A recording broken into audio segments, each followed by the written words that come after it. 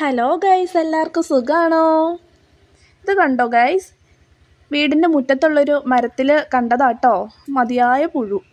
നിറച്ച് രോമമൊക്കെ ആയിട്ട് നല്ല വലിപ്പമുണ്ട് കേട്ടോ.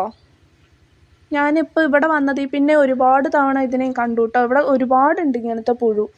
ഹായ് ഗൈസ്, ഞാൻ തുണി വിരിക്കാൻ വേണ്ടി ഇറങ്ങിയതാണ്. പക്ഷേ തുണിയെല്ലാം വിരിച്ചിട്ടപ്പോഴത്തേനും എന്താ കണ്ടില്ലേ, മൊത്തം മടമൂടലായി. കാർമേഘമൊക്കെ വന്ന് മൂടി.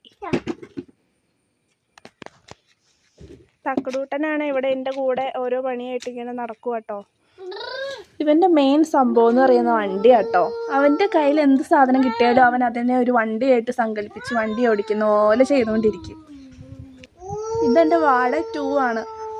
ഇവൻ എവിടെ ഞാൻ എന്ത് ചെയ്താലും എൻ്റെ വാല് പോലെ പുറകെ ഉണ്ടാവും. ഇപ്പം എല്ലാവർക്കും അങ്ങനെയാന്ന് തോന്നുന്നു. രണ്ടാമത്തെ കുട്ടികൾ കൂടുതലും അമ്മമാരായിട്ട് ഭയങ്കര അറ്റാച്ച്ഡ് ആയിരിക്കും. ആൺകുട്ടികളാണെങ്കിൽ പിന്നെ പറയണ്ട, അമ്മ കൊച്ചു തന്നെയായിരിക്കും.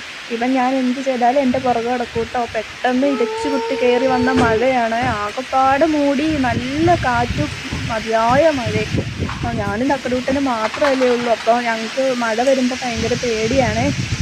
ഞങ്ങൾ രണ്ടുപേരും അതുകൊണ്ട് ഓടിച്ചാടി അകത്തേക്ക് കയറി കേട്ടോ. ഞങ്ങൾ എന്നിട്ട് വീടിൻ്റെ പുറകുവശത്ത് പോയിട്ട് ഭംഗി ഇങ്ങനെ ആസ്വദിച്ചുകൊണ്ടിരിക്കുകയാണ്. മരം എല്ലാം നന്നായിട്ട് ഇളകി മറിഞ്ഞ് നല്ല കാറ്റ് നല്ല ശക്തിയിൽ വീശുന്നുണ്ട്. ഇങ്ങോട്ട് വന്നത് പിന്നെ കൂടുതലും റബ്ബർ തോട്ടങ്ങളാണല്ലോ.